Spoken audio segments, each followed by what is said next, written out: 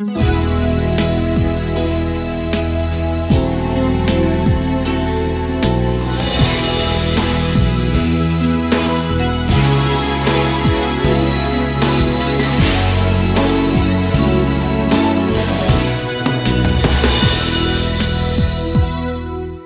e paz, amada igreja do Senhor Jesus.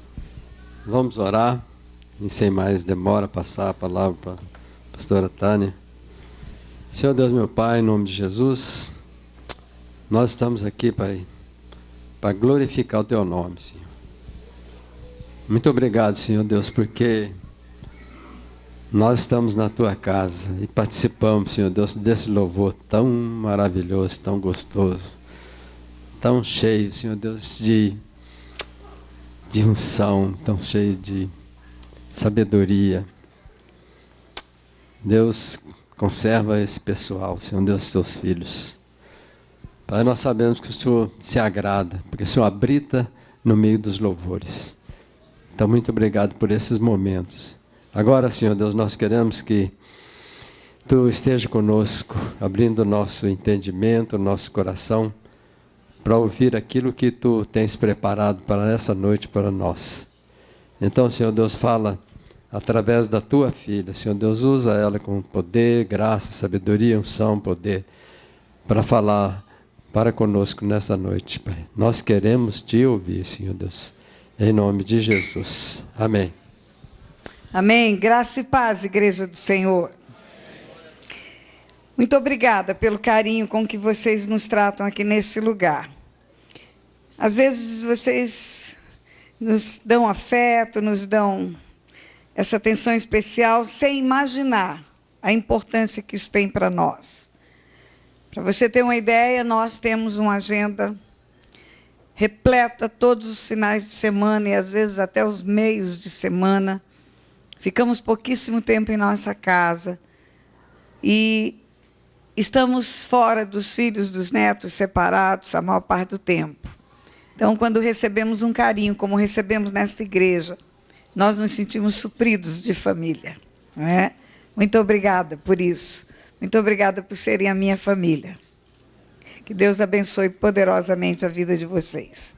2 textos bíblicos que eu quero trazer à meditação. O primeiro está na primeira epístola de Pedro, no capítulo 2, versículo 9. Sobremaneira conhecido, sobremodo conhecido esse texto bíblico, porque nós já ouvimos e declamamos isso muitas vezes, onde está escrito assim: vós sois, porém, ou vós, porém, sois raça eleita, sacerdócio real, nação santa, povo de propriedade exclusiva de Deus, a fim de proclamardes as virtudes daquele que vos chamou das trevas para a sua maravilhosa luz. Repita comigo, independente da versão que você tenha, repita comigo. Diz: vós, porém, sois raça eleita. Sacerdócio real. Nação santa. Povo de propriedade exclusiva de Deus. A fim de proclamardes as virtudes daquele que vos chamou das trevas para a sua maravilhosa luz. Olhando no olho de quem está do teu lado, diga: vós sois raça eleita, nação santa, povo de propriedade escolhida de Deus, exclusiva de Deus. Amém. Exclusiva de Deus. E Apocalipse capítulo 5 está o segundo texto que eu quero compartilhar com você. Esse texto é a visão do trono de Deus. E algo aconteceu no meio dessa visão. Está escrito assim, Apocalipse 5, a partir do versículo 8. E quando tomou o livro, os 4 seres viventes e os 24 anciãos prostraram-se diante do Cordeiro, tendo cada um deles uma harpa e taças de ouro cheio de incenso, que são as orações dos santos. E cantava um novo cântico, dizendo: digno és de tomar o livro, abrir os selos, porque foste morto, e com teu sangue compraste para Deus os que procedem de toda tribo, língua, povo e nação. E para o nosso Deus os constituíste reis e sacerdotes, e reinarão sobre a terra. Vou repetir: com teu sangue compraste para Deus os que procedem de toda a tribo, língua, povo e nação. E para o nosso Deus os constituíste reis e sacerdotes, e reinarão sobre a terra.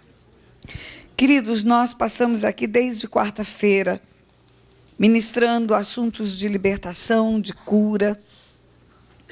E se fôssemos reduzir a pequenas frases o que fizemos aqui, diríamos que nós tentamos desmascarar as astutas ciladas do diabo no meio do nosso povo amado, povo querido, povo de Deus. Eu disse que há um confronto de reinos.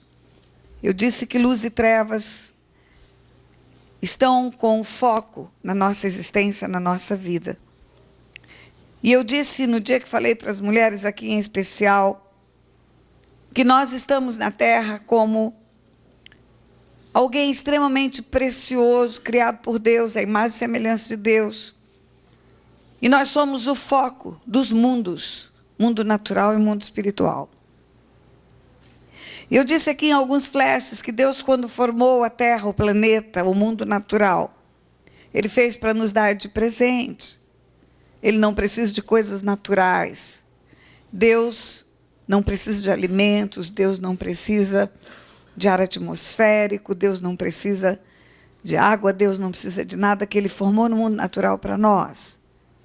E diz que quando Ele formou o homem, Ele o fez à imagem e semelhança de si próprio. Deus escolheu colocar a sua imagem no homem. E não formou esse homem para ser jardineiro do Éden, como muitos pregam. Ele formou esse homem para ser seu filho. Não havia no coração de Deus o desejo de ter servos cuidando do jardim que Ele formou.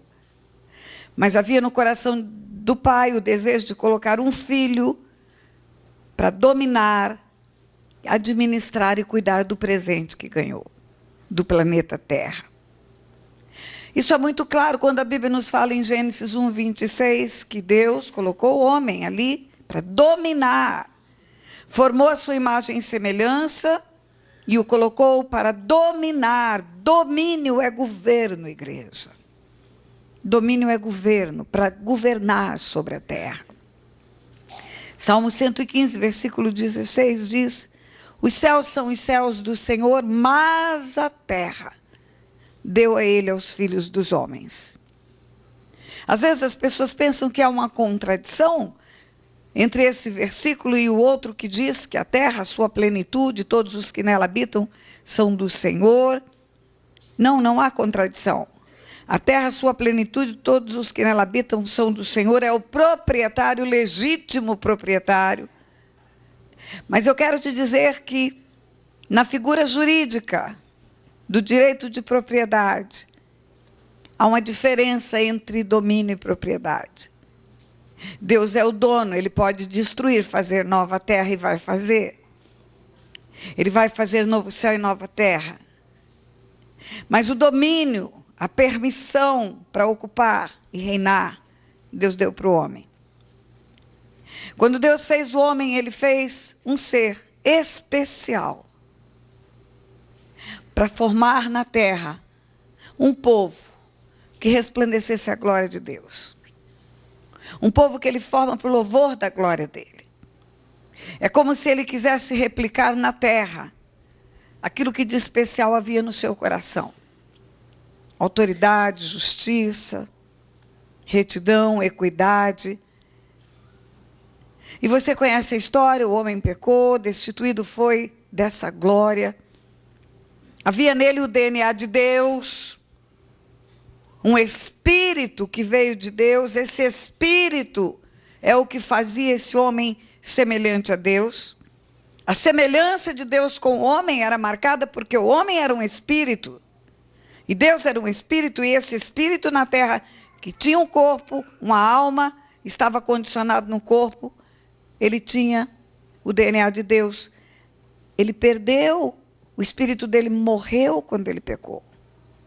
A separação de Deus, a morte espiritual do homem deu-se quando ele resolveu desobedecer a Deus.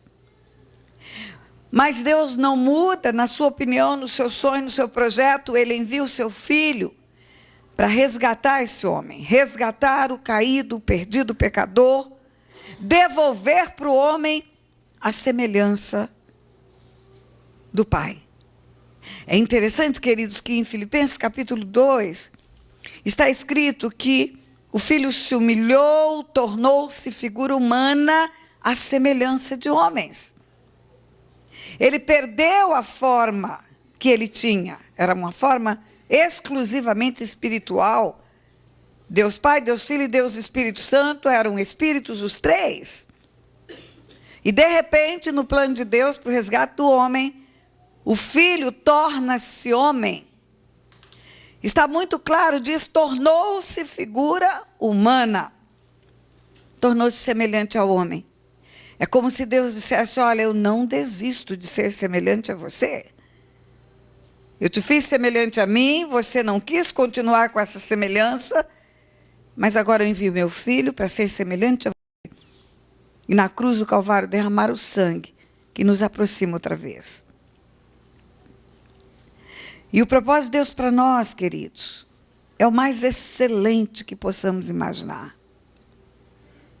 O inferno inteiro trabalha. Satanás e os anjos caídos trabalham para te dar uma identidade que você não tem.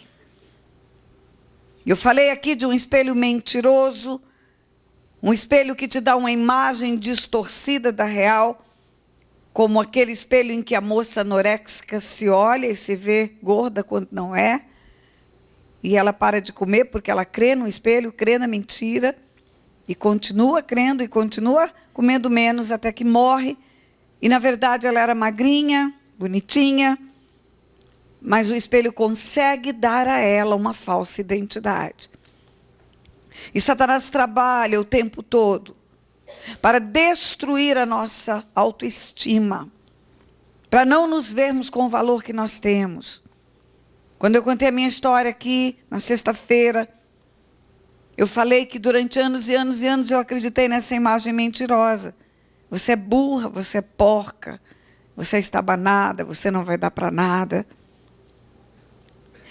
E essa era a identidade que eu tinha, porque recebia do diabo, pela instrumentalidade de pessoas, mas que eram usadas por Satanás, e acreditava nessa identidade. E o maior desafio do homem é saber quem ele é. Quem ele é. Eu digo, a maior indagação que o homem pode ter é saber quem ele é e para onde ele vai. De onde ele veio, quem ele é e para onde ele vai. Às vezes o futuro se nos apresenta como alguma coisa pequena, temporal, mas é eterno o nosso futuro. Se você perguntar para um jovem, um adolescente, o que você vai fazer no futuro? O que você quer ser? O que você vai fazer? Vou estudar. E depois? Aí depois eu vou me formar. E depois? E depois eu vou montar um negócio. E depois vou me casar. E depois vou ter filhos. E depois vou ficar velhinho. E depois... depois vou ficar mais velhinho. E ele nunca consegue pensar na eternidade. Ele nunca consegue pensar que o tempo que ele está aqui, dentro dessa casca chamada corpo, é um interregno de tempo. É um pedaço só. E é um pedaço muito pequeno. Porque você dimensionar 100 anos, que digamos que eu venha viver 100 anos, comparativamente com a eternidade, o que é eternidade? 1 bilhão de anos? É pouco. 10 bilhões de anos é pouco, 808 trilhões de anos é pouco, eternidade é o quê, igreja? Bilhões de anos. Não dá para dizer, não dá para dimensionar, porque é algo que nós não podemos compreender na nossa mente limitada. É algo que não tem nem fim nem começo. Não é só que não tem fim. E nós nascemos com a eternidade no nosso coração, igreja. Nós somos um espírito eterno. Nós somos Joe, de outro mundo, sabia? Nós viemos de Deus e vamos voltar para Deus. Nós vamos descascar isso que você está vendo aqui, toda bonitinha. Baixinha, cabelo crespo. Isso aqui não sou eu, não. Isso aqui é minha casca, meu pacote, minha embalagem. Vai chegar uma hora que eu vou descascar. E o espírito vai sair livre daqui e vai ganhar nova casca. Uma casca que será eterna, que não descascará mais. Mas a nossa vida nesta terra é uma preparação para a eternidade. É um ensaio para a eternidade. Nós estamos aqui ensaiando para a eternidade. Definimos aqui pelas nossas escolhas a nossa eternidade. Andamos nessa terra em direção ao cumprimento do propósito para o qual nós nascemos ou nos distanciando desse propósito pelas nossas escolhas. O mundo até fala que somos alguma coisa mais ou menos. Mas nós somos mais do que isto. Se você pegar, eu disse isso aqui, um flash. Se você pegar informações a respeito do povo de Deus na terra, você vai ver que as revistas de notícias dizem que você é evangélico. No Brasil, o IBGE está fazendo estatísticas e fazendo um prognóstico que os evangélicos serão maioria na nação na década de 2020, 2030. Eu creio nisso, porque já somos 23% e éramos só 7%. Então, queridos, o mundo, quando olha para nós, diz: são evangélicos, são crentes. Mas a Bíblia não diz que somos evangélicos. A nossa verdadeira identidade é bíblica. A nossa verdadeira identidade é aquilo que Deus diz que nós somos. Em primeira mão, ele diz que somos filhos dele. Somos filhos, e se somos filhos, somos herdeiros. Herança é para filhos. Quando alguém chegar diante do Pai na eternidade e ele perguntar: por que você acha que pode ficar comigo? Você pode responder: porque eu li a Bíblia 300 vezes. Ele vai dizer: isso não te habilita. Ah, porque eu participei de todos os seminários da igreja. Também não te habilita.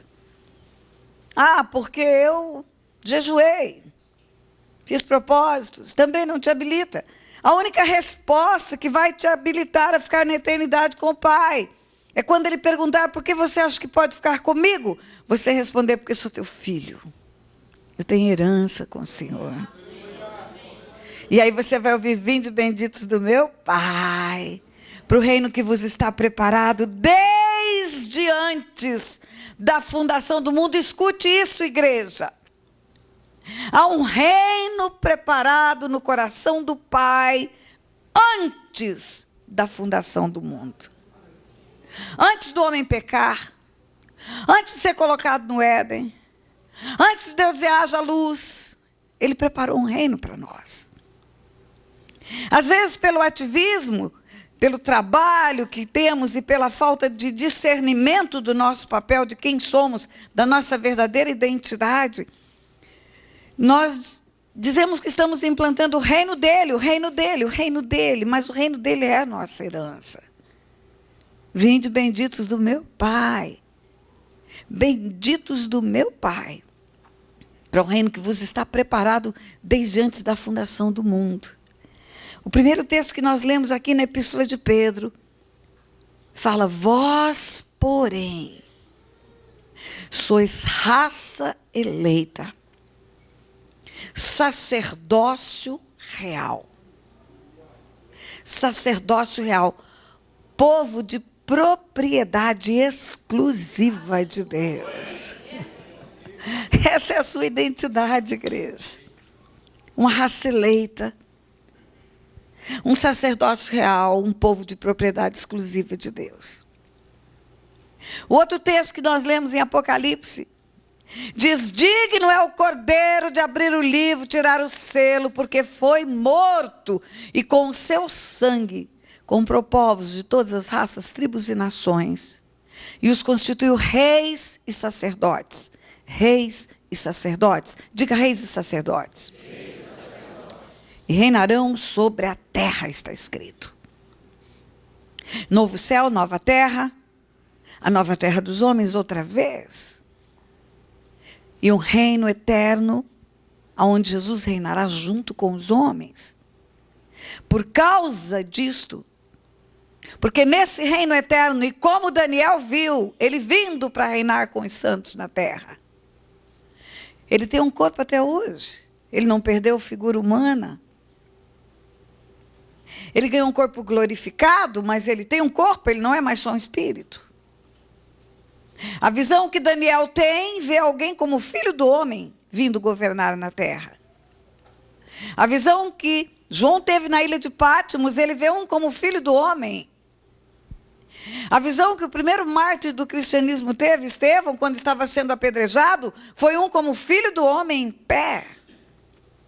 E ele mesmo, quando fala da vinda dele, ele diz: e verão o filho do homem vir nas nuvens com poder e grande glória.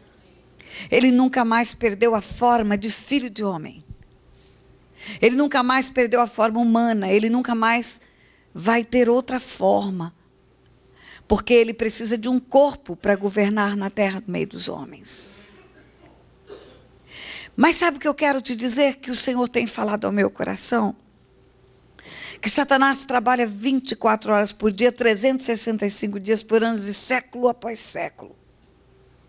Para você acreditar que você é um mundo de outros paradigmas, outros adjetivos, mas não a raça eleita e não a nação santa. Satanás tenta colocar em você sentimentos de inferioridade.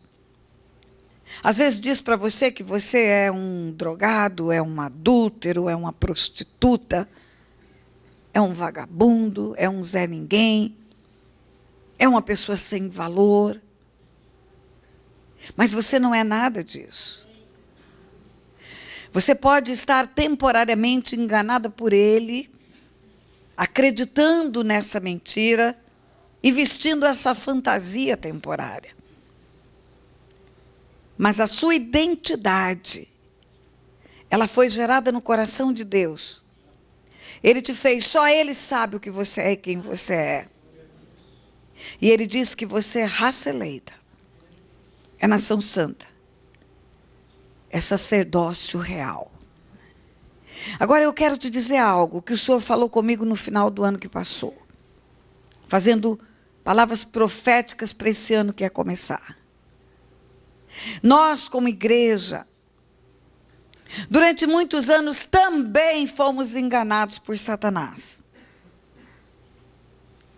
Ele nos convenceu por argumentos que são meias verdades, que nós só somos sacerdotes, não somos reis.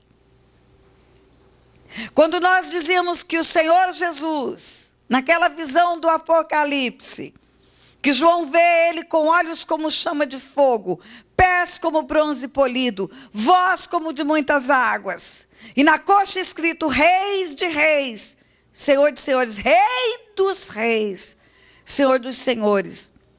Nós acreditávamos que ele era Rei dos Reis da terra tão somente. Rei da rainha da Inglaterra, Rei de um reinado qualquer do mundo. Não, ele é Rei de Reis, porque com o seu sangue, ele comprou a nossa vida e nos tornou reis e sacerdotes. O reino dele tem reis que somos nós, os seus filhos. E nós, como igreja, aprendemos muito a parte sacerdotal. Aprendemos apenas a linkar o céu com a terra, atrair a glória de Deus para a terra. E achávamos que aquilo que estava fora dessa parede era secular. E aí vivíamos dividido entre o santo e o secular. Isso causou um mal muito grande no meio da igreja. Por quê? Porque terminou o culto aqui domingo, todo mundo pega seu carro, vai para casa, e aí segunda-feira cada um no seu trabalho, acabou a santidade. Desligou o botãozinho do que é santo e do que não é. E aí ele conseguiu implantar no nosso coração a mentira de que vamos à igreja. Quando na verdade nós somos a igreja. Nós somos o templo do Espírito Santo.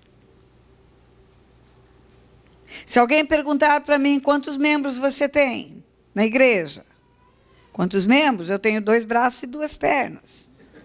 Agora, na igreja do Senhor tem milhares e milhares e milhares de pessoas. Satanás conseguiu tirar do nosso coração a convicção de quem nós somos. Ele não consegue nos manter no pecado, porque nós encontramos um Senhor que nos limpa e queremos mudar de vida, mas Ele consegue nos manter sem a convicção de quem nós verdadeiramente somos.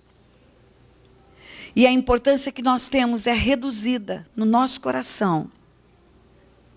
E quando entramos nos lugares a partir de segunda-feira, secularmente, e não existe secular e santo, existe só santo. Porque se o templo do Espírito Santo vai trabalhar na segunda-feira, ele é santo, o Espírito Santo vai junto. O Espírito Santo não sai de mim para nada. Em todas as circunstâncias, em todas as situações. No trânsito, na loja, no mall, no mercado, no banheiro, fazendo número 1, número 2. Ele entra comigo. Porque eu sou habitação dele. Sou templo de Deus. E no final do ano, quando Deus me trouxe essa mensagem para falar uma palavra profética, eu desafiei a igreja onde eu preguei, dizendo: você tem sido sacerdote, você tem cumprido essa função de atrair o céu para a terra, falando de Deus, implantando o caráter de Deus, adorando a Deus, orando, ministrando para as pessoas. As pessoas conseguem ver o espiritual em você, conseguem ver a manifestação de Deus em você. Tem os testemunhos, porque você orou, você aconselhou, você ministrou, e aquilo tudo resultou em algo sobrenatural, algo do operar de Deus, algo do agir de Deus na terra.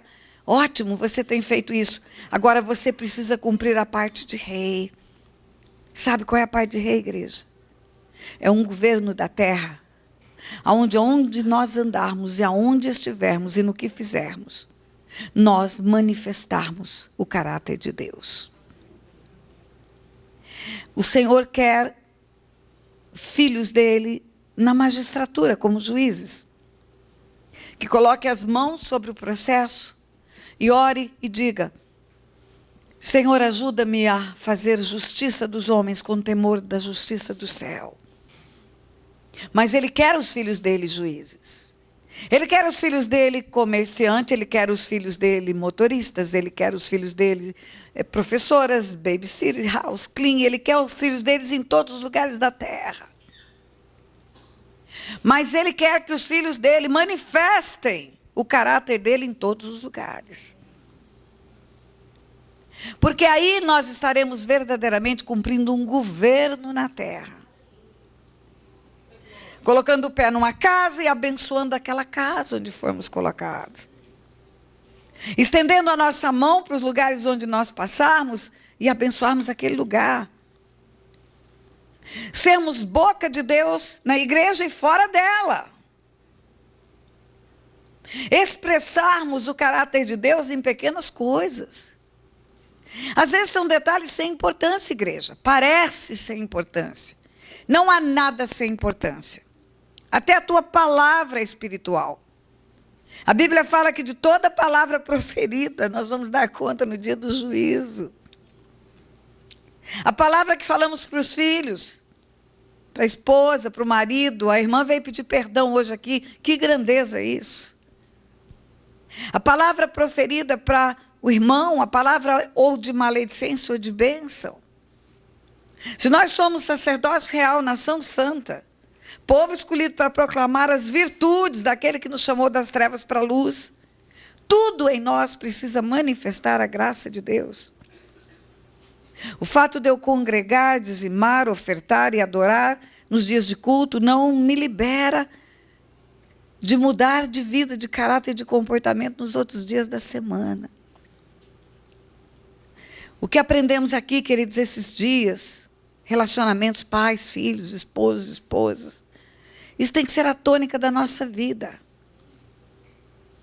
Não é apenas quando estamos bonitos, arrumados de terno aqui dentro. Existem aquelas historinhas antigas que a gente conhece, o menininho que chega para o pastor e fala: pastor, por que só tem culto quarta, quinta, sexta, sábado, domingo? Por que não tem terça e quarta também segunda, pastor? Por que não tem todo dia? Pastor, por que não tem culto 2 vezes por dia? O pastor fala: mas que menino crente é esse? Meu Deus, que beleza de menino. Aí chama o menino e fala: vou chamar você para testemunhar, mostrar para a igreja que você é crente mesmo. E o menininho vem aqui na frente: igreja, olha que essa criança, está vendo? Essa criança quer culto de segunda a domingo, 2 vezes por dia. Assim que todo mundo tinha que ser crente mesmo. Aí o menininho levanta a mão: pastor, deixa ele falar, o menino é crente, está dando testemunho.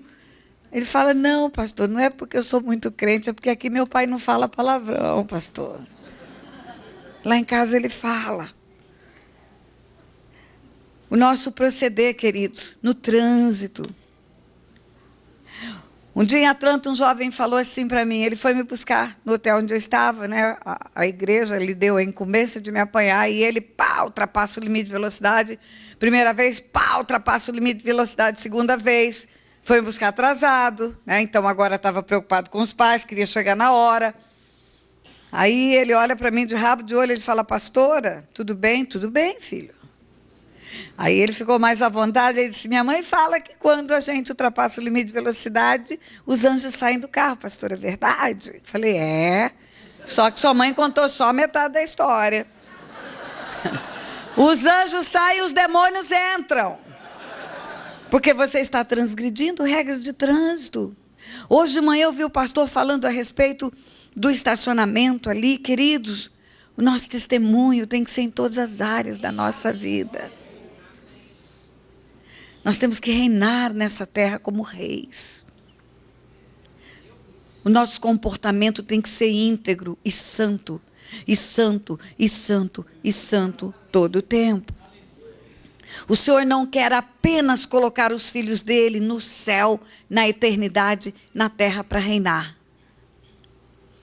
Mas ele quer colocar os filhos deles reinando agora na terra. Porque nós fomos comprados por Deus para isto. É propriedade exclusiva de Deus. Não tem coisa mais dolorosa do que você ver um carro escrito assim: propriedade exclusiva de Jesus, estacionado no lugar errado. Se é propriedade exclusiva de Jesus, tem que estar no lugar certo. Nossa vida tem que estar no lugar certo. O nosso testemunho tem que estar no lugar certo. Nossa vida tem que ser uma carta viva. Uma carta viva para o mundo. Na hora de dar o troco, na hora de pedir licença, na hora de responder a uma ofensa, na hora de responder a um apelo, a uma solicitação. Eu estava no aeroporto de Brasília, muito cansada, viajando muito. E havia uma conexão demorada. As conexões demoradas cansam mais a gente do que o voo. Fica horas dentro do aeroporto. Toda viagem para o norte do país tem conexão em Brasília e sempre é demorada. E era julho, período de férias escolares. Quando apareceu lá no painel que é o embarque imediato, eu me levantei junto com o pastor Otto e fomos rapidinho para o portão de embarque, porque lá há prioridade para maiores de 65 anos. E eu olhei à minha volta, não vi prioridade de ninguém ali, porque ou maior de 65, ou pessoas com necessidades especiais, ou gestante, ou pessoas com crianças de colo, são os que têm prioridade. E eu olhei, não havia ninguém em cadeira de roda, não havia nenhuma gestante, e também não havia ninguém com criança de colo. Havia uma tia, certamente, que com período de férias, passeando com os sobrinhos, mas os meninos de uns 8, 9 anos de idade, todos eles na mesma faixa etária, fazendo bagunça, pulando lá no aeroporto, como as crianças nessa idade são cheias de vigor. E aí eu, cansadíssima, com a minha bagagem de mão, fui para frente. Quando começou a chamada do embarque, aquela tia com aquelas crianças todas vem na nossa frente, assim, igual um vento, quase me derruba. E aí, imediatamente, eu me senti irada. A ira, queridos, é um sentimento. Sentimento não é pecado. A Bíblia fala, irai-vos, mas não pequeis. Não deis lugar ao diabo. A ira não é pecado. Pecado é o que você vai fazer com ela. Pecado é como que você vai reagir a ela. Se você arrumar um saco de boxe e boxear aquele saco de boxe até passar a ira, não é pecado. Se você der um grito, enfiar a cabeça no travesseiro e morder o travesseiro, não é pecado também. Pecado é você ofender a pessoa que você está irado, ao invés de ter domínio próprio e conversar adequadamente. E quem não tem domínio próprio tem um demônio próprio, você sabe disso. Claro, porque a Bíblia diz, irai-vos, mas não pequeis, não deis lugar ao diabo. Se eu me iro, eu dou lugar para o diabo, e se eu dou lugar para o diabo, eu tenho um demônio que me acompanha. E eu fiquei irada. Irada porque aquela mulher grosseiramente se joga na minha frente, com aquelas 5 crianças, e eu com a minha prioridade legal, e ela querendo fazer bagunça, e a primeira ideia minha é fazer um barraco, como dizem no Brasil, né? Dizer para aquela mulher com pompas e circunstâncias, sai da minha frente, você não tem direitos de prioridade, e a vontade de até dar uma carteiradinha, falar eu sou juíza, entendeu? E de lei eu conheço, né? E você não está com criança de colo, você está com 5 meninos bagunceiros, espera a sua hora. Mas há em mim um espírito do céu, um espírito de Deus. E o Espírito Santo fala comigo, acalme-se, minha filha. Você não perde nada de deixar eles passarem. Agora, se você fizer o barraco que você está pensando em fazer, imediatamente todo mundo vai olhar, vai chamar atenção. Talvez essa mulher tenha uma reação de bate-boca e não de comprometer-se a obedecer o que você vai falar. E se ela bater a boca, vai todo mundo observar a gritaria. E o que é que esse povo vai dizer quando amanhã ligar a televisão e você está pregando o evangelho num programa de televisão e eles reconhecerem que é a mulher do barraco do aeroporto de Brasília? Você entende o que é ser uma carta viva de Cristo? Você é uma carta viva de Cristo. A hora que tá todos os aviões atrasados e aquela moça que está no balcão não tem responsabilidade nenhuma por isso. E você não tem que gritar com ela. E você não tem que chegar e dizer, eu sei dos meus direitos. Você tem que ter paciência e até interceder por ela, porque ela está em maus lençóis. Porque a companhia aérea que é responsável não é ela, mas ela é a moça da linha de frente. Se você é um servo de Deus mesmo e tem esse papel de reinar na terra, você não pode enfeitar um carro para vender, esconder os defeitos dele. Dar uma guaribada, como diz lá no Brasil. O carro está cheio de buracos, você passa uma massa mais ou menos e tampa esse buraco para vender. Você não pode fazer isso. Você tem que ser sincero, transparente. Sabe o que é sincero? Sincera. Porque Deus espera isso de nós, igreja. Nós temos um modelo, esse modelo é Jesus.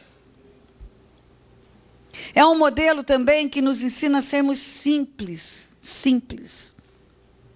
Certa feita eu estava em Recife, ia ter um congresso, um evento muito especial com um homem de Deus desta terra chamado Darrell Miller. Esse homem escreveu um livro chamado Discipulando Nações. Ele fala exatamente sobre o papel da igreja fora do templo. Ele fala de uma igreja que influencia uma sociedade.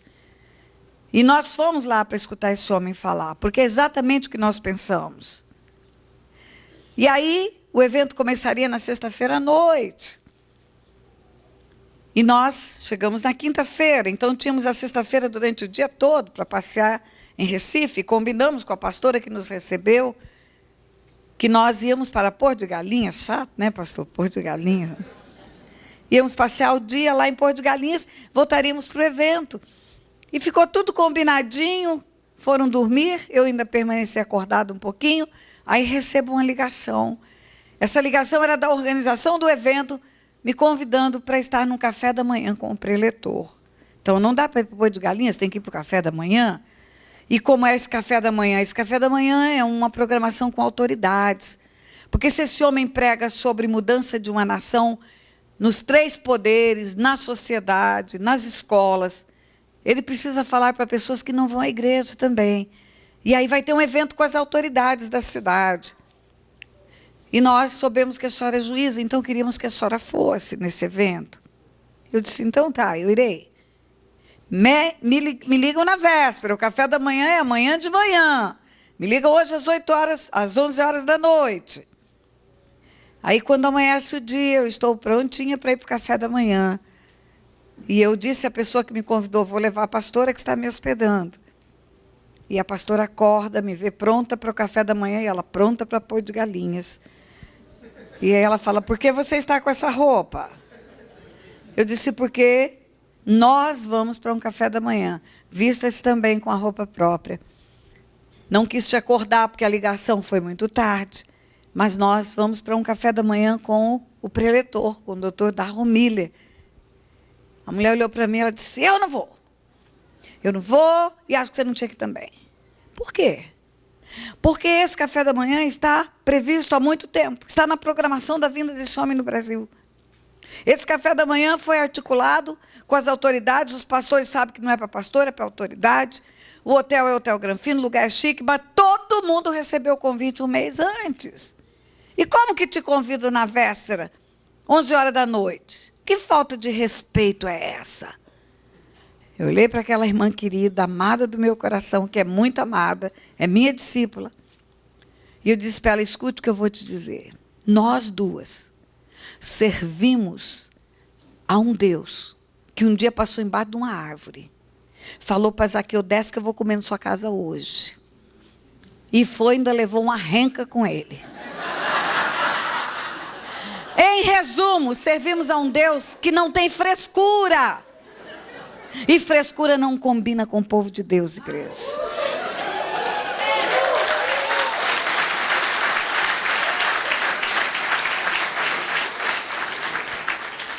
Nós temos que ser uma carta viva de Cristo na terra. Todas as vezes que você estiver num impasse, de ter que tomar uma decisão, e não sabe como agir, pergunte. Tinha um livro que tinha até esse nome, Em Meu Lugar, o que faria Jesus? O que ele faria nessa hora? Alguém me ultrapassa no trânsito, o que faria Jesus se ele estivesse dentro do carro? Eu sento na internet, tenho nas mãos um recurso de alta tecnologia. O que faria Jesus se tivesse isso? O que faria Paulo se tivesse internet?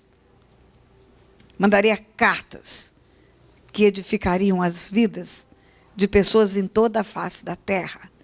E o que nós fazemos? Queridos, vós sois raça eleita, nação santa, povo de propriedade exclusiva de Deus, a fim de proclamar as virtudes daquele que vos chamou das trevas para a luz. O meu marido precisa ver Jesus em mim, eu preciso ver Jesus nele. O meu filho precisa ver Jesus em mim. E eu preciso ver Jesus nele. Porque tanto eu, quanto meu marido, quanto meu filho, estamos aqui para proclamar as virtudes daquele que nos chamou das trevas para a luz, proclamar Jesus. De sermos luzeiro no meio de uma geração. Eu disse várias vezes aqui que vivemos numa sociedade pós-moderna, onde todos os valores da família foram jogados no lixo. aonde é apregoada a falência do casamento. Em contrapartida, levanta-se bandeira para casamentos de pessoas do mesmo sexo. Aonde é apregoado o caos social, porque quando fala em falta de disciplina, quando fala em falta de regras, a consequência é o caos. A Bíblia diz que até Deus disciplina aqueles que Ele ama. E aí você entra numa sociedade em que proíbe disciplinar filhos, em que proíbe você estabelecer regras em casa. Eu estive conversando com um pai na Flórida, na cidade de Jacksonville. Ele disse que foi disciplinar o filho dele, justamente porque havia realmente cometido um erro muito grande. E o filho disse para ele: se o senhor me disciplinar, eu vou chamar a autoridade competente aqui nessa nação e o senhor vai ver como o senhor vai ficar em maus lençóis. O pai falou: eu acredito que vou. Mas eu não vou esperar você chamar a autoridade competente para eu ficar em maus lençóis. Eu vou chamar outra autoridade competente que leva filho que a gente não aguenta criar para eles levarem você. Porque eu não estou dando conta de você. Queridos, o padrão de Deus não é o padrão do mundo. Por mais moderna que seja a sociedade onde você está, você é chamado para implantar um reino nessa sociedade. Para apregoar as virtudes daquele que vos chamou das trevas para a luz. Você é raça eleita, nação santa, propriedade exclusiva de Deus. E vem para reinar sobre a terra. Você está vendo filhos e filhas, crianças na terra. Você está vendo uma esposa do seu lado, é rainha na terra. Você está vendo um esposo do seu lado, é rei na terra. Nós somos uma autoridade real nessa terra. E é uma realeza sobrenatural. Aonde Jesus é rei dos reis. É senhor dos senhores. Quando nós recebemos essa convicção da nossa identidade, quem nós somos, Satanás não consegue mais nos engodar, nos enredar com falsas identidades. Hoje, pode levantar-se o mundo inteiro e gritar em uníssono: você é burra, você é estabanada, você é porca. Eu vou responder: não sou, eu sei quem eu sou. Eu sei quem me comprou e eu sei o valor que eu tenho. E esse é o grande desafio do homem, querido. É você tornar-se rei, tomando posse desse sacerdócio real, deixando de ser mendigo na terra, vivendo com todas as provisões que Deus tem para a tua vida. A cruz do Calvário, com a plenitude do que te oferece, para a libertação, para a salvação, para a cura, não se dando por satisfeito enquanto tiver uma perseguição espiritual na sua vida, não se dando por satisfeito enquanto tiver alguma coisa errada na sua casa, não se dando por satisfeito enquanto não estiver vivendo a vida abundante que Deus planejou para a sua história. Porque para que isso acontecesse, houve um preço muito alto pago no céu. Eu disse que tem 2 mundos de olho em você. Você é espetáculo de 2 mundos. Do mundo natural e do mundo espiritual. Você é o personagem central de um show, aonde o inferno aposta na sua queda e os céus apostam na sua vitória. Você é tão importante para Deus que o filho dele, aquele que era revestido de glória, poder e majestade antes da fundação do mundo, ele ora a oração sacerdotal e diz: Pai, eu cumpri o que o Senhor me mandou fazer, agora glorifica-me com a glória que eu tinha antes da fundação do mundo. Esse que era glorificado antes da fundação do mundo, ele foi ao pior lugar do mundo, ele adentrou o inferno por causa da sua vida. Ele deixou o lugar mais excelente do universo, o lugar onde os anjos cantam santo é o Senhor, santo é o Senhor, e foi para a cruz tornar-se maldito de Deus, para que eu e você não tivéssemos mais que viver com o peso de maldições nas costas. Ele enfrentou a desonra, a humilhação, para que eu e você vivêssemos em dupla honra na terra. Então não aceite menos do que isto. Não aceite estar num cativeiro, preso nas garras de Satanás. Rompa essas cadeias. A igreja tem autoridade espiritual para prevalecer contra o inferno. Se na sua casa ainda tem alguma coisa errada no meio da sua família, aprenda a guerrear. Aprenda a guerrear porque você tem autoridade de rei, de sacerdote.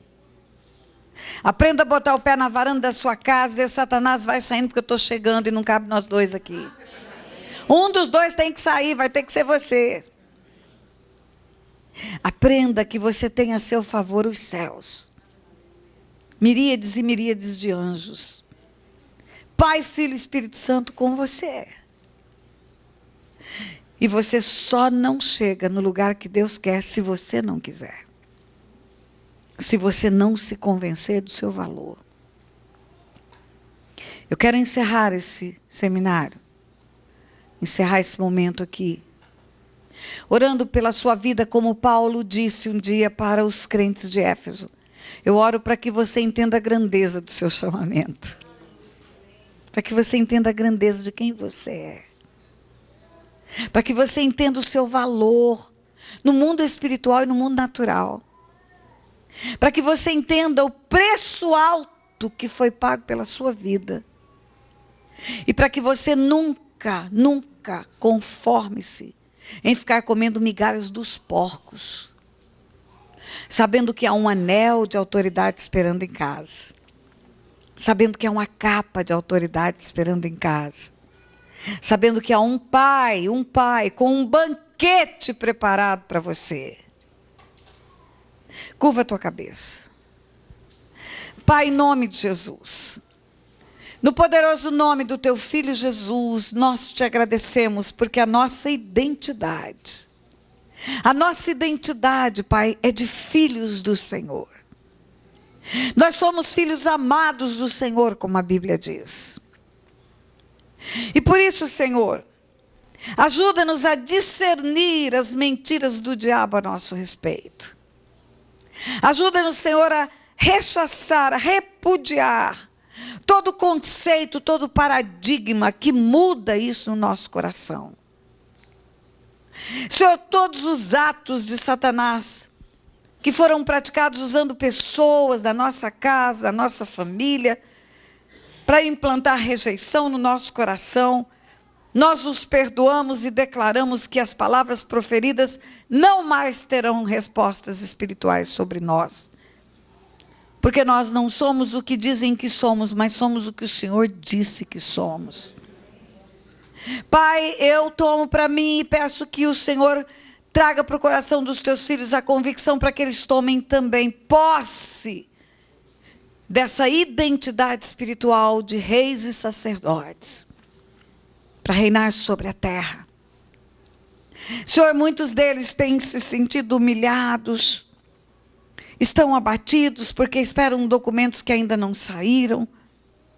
Muitos deles, Senhor, têm se sentido humilhados, abatidos, porque vivem, Senhor, momentos difíceis, às vezes no trabalho, nos relacionamentos domésticos. Mas faz os teus filhos entenderem, Pai, que isto é um segundo diante da eternidade, Pai. Que como temos cantado, o melhor de Deus ainda está por vir na nossa vida. Que o Senhor tem para eles o que olhos deles não viram, nem ouvidos ouviram, nem jamais penetrou no coração deles. O mais excelente do céu era o seu Filho, o Senhor deu.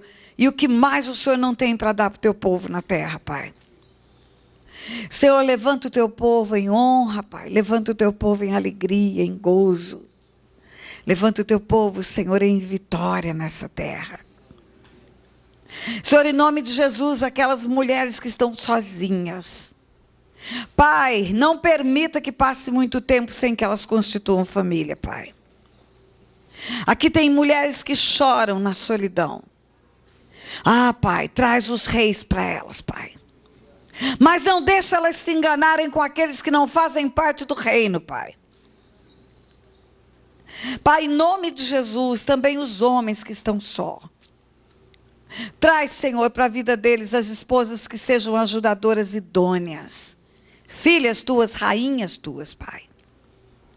Pai, em nome de Jesus, orienta os pais, instrui, Pai, cada cabeça de família, cada sacerdote do lar, para conduzir os filhos nos caminhos do Senhor, Pai. Para realmente poder colher o fruto de levar os seus filhos a serem aquilo que o Senhor planejou, Pai. Em nome de Jesus, Senhor, a Tua palavra nos diz que nós comeríamos o melhor da terra se Te ouvíssemos. Ah, Pai, Teus filhos precisam ver o cumprimento das Tuas promessas na vida deles. Eles aprenderam aqui, Senhor, como romper as cadeias espirituais. Vão sair desse lugar, Senhor, fortalecidos, animados. E agora, Senhor, eu quero pedir ao Senhor que os testemunhos daqui a um ano sejam infinitamente maiores do que ouvimos aqui, Pai. Aonde o Teu povo vai colher aquilo que plantar. Nada do que plantar se perderá. Nada do que lançar deixará de ser resgatado, Pai. Provê um tempo de restituição nas famílias, Pai. Alegria no casamento. Gozo, Senhor, nos relacionamentos conjugais. Pai, em nome de Jesus, levanta um povo forte, Pai. Um povo forte que sabe quem é. Sabe de onde veio e sabe para onde vai, Pai. Para que verdadeiramente nós possamos ser reis e sacerdotes nessa terra, Pai. Em nome de Jesus. Em nome de Jesus. Amém, igreja? Olha para quem está do seu lado. O que você vê do seu lado? Diga um rei, uma rainha. Uma rainha, um rei. Você está vendo um rei, uma rainha. Um rei, uma rainha.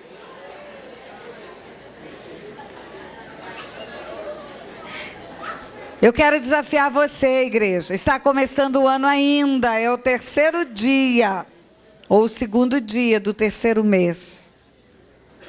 Se você se conduziu até hoje como um qualquer, você já sabe que não é mais um qualquer. Conduza-se como um rei a partir de hoje. Levante sua fronte, não sem humildade, porque vai ter que se lembrar todo dia que isso teve um preço de sangue. Mas levanta sua fronte com alegria de saber o teu valor. Eu sou propriedade exclusiva de Deus. Propriedade exclusiva. Eu sou propriedade exclusiva de Deus. E como Deus não compra porcaria, não sou a porcaria que o diabo diz que eu sou. Eu sou o melhor dessa terra. Amém, igreja? Deus abençoe sua vida. Deus abençoe seu casamento. Deus abençoe sua casa. Eu não sei se nesse lugar tem alguém que veio aqui como convidado que ainda não havia feito a entrega da sua vida nas mãos de Deus para ser filho de Deus. E quer fazer isso nessa noite. Queridos, eu digo a você que todos são feitos de Deus, feituras de Deus, criaturas de Deus. Mas a Bíblia diz que tornam-se filhos de Deus aqueles que recebem Jesus como Senhor e Salvador da sua vida. O Pai quis dessa forma e assim é. Apenas o que recebe o Filho, esse torna-se filho. A adoção nossa se dá pela recepção da autoridade de Jesus na nossa vida. Então, se tem alguém nesse lugar que vinha à igreja, era simpático à igreja, a igreja Vida é bênção esse lugar, mas ainda não havia entregue sua vida para Jesus, eu não quero que você saia daqui como você entrou. Eu quero que você seja recebido como rei nesse lugar hoje. Como rei que vem e recebe um anel no dedo, uma capa, uma autoridade, e uma festa no céu se forma pela sua decisão. Então, se tem alguém aqui nesse lugar que quer entregar a vida para Jesus, levanta a mão onde estiver. Levanta a mão que nós queremos te receber. Eu quero. Glória a Deus. Meu Deus, traz esse moço aqui, traz ele aqui, traz ele aqui. Traz ele aqui que o pastor Salmão quer dar um beijo nele. Será que é só ele? Não precisa mais do que um para ter festa no céu, não. Não precisa mais, pastor Salmão, dar um beijo nele.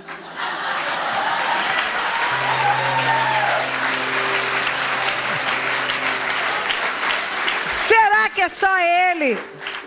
Será que não tem mais alguém para nós orarmos junto pelos dois? Deus falou para mim que havia alguém, mas pode ser que haja mais alguém. Não precisa mais de um para ter festa no céu, mas quanto mais gente, maior a nossa festa aqui. Chega aqui, querido. Como é o seu nome? Marcelo. Marcelo, você é bonito, viu? Um jovem bonito, precioso para o Senhor. Sua vida é tão preciosa, Marcelo, que o Filho de Deus foi para a cruz por você. A sua vida é tão preciosa que para que todas as falhas que você cometeu na vida não fossem um conjunto de acusações contra a sua vida por Satanás, Deus colocou o Filho dele para morrer no seu lugar. Viu? Para que você possa ter a vida linda, abundante, na terra e na eternidade. Fala, eu recebo. Eu recebo O sacrifício de Jesus em meu lugar. Recebo Jesus. Recebo Jesus, Filho de Deus, o Filho de Deus, como meu único Senhor como meu único Senhor e meu Salvador. e meu Salvador. E peço ao meu Pai E peço ao meu Pai que derrame sobre mim que derrame sobre o mim Espírito Santo, o Espírito Santo. em nome de Jesus. Em nome de Jesus. Amém. Amém. Pai, nós concordamos com essa oração. Oh, mais uma, pastor. Não, a esposa. Glória a Deus. Nós concordamos com essa oração, Pai, como igreja do Senhor. Ligamos na terra, Senhor, e pedimos que o Senhor ligue no céu. Desligamos, Senhor, a vida desse homem de todo o passado sem o Senhor Jesus na vida dele. E declaramos, Senhor, que sobre a vida dele agora há uma cobertura do sangue do Cordeiro. E que ele caminhará na terra, Senhor, agora, fazendo parte de um corpo. O corpo do teu Filho Jesus na terra. Reinará por toda a eternidade. Rei e sacerdote. Porque digno é o Cordeiro de abrir o livro, tirar o selo, porque foi morto. E com o seu sangue comprou esse moço. E o constituiu rei e sacerdote. E ele reinará sobre a terra. Reinará sobre a terra. Em nome de Jesus. Deus te abençoe.